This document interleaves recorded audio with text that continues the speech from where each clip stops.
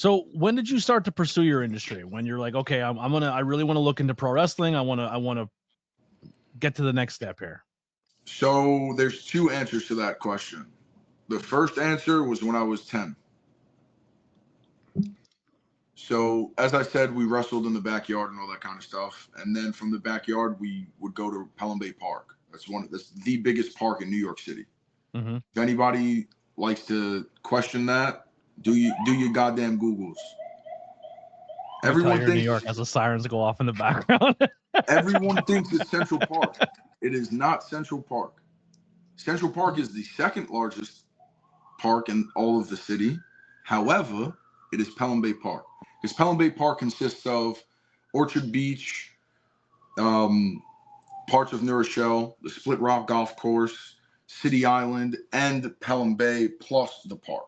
So it is a very large area of, very large area of, what am I trying to think of?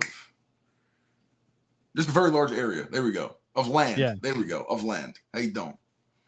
So we started wrestling in the park, and then eventually we found a school in the Bronx that had a ring. Basically, you pay $10 every Wednesday, I believe it was. Open ring kind of deal. You sign a waiver. And I remember I started going there when I was 10. My brother was 15, 16, and all his friends were probably around the same age. So basically, you just go there and learn, So that's the first answer to that question. Second answer would be after I finished my schooling and I started working, I just fell out of it. Because even in middle school and stuff, I was on the wrestling team. Somewhat of high school, I was on the wrestling team as well. And then I just stopped because I started working. Then 2021 came around.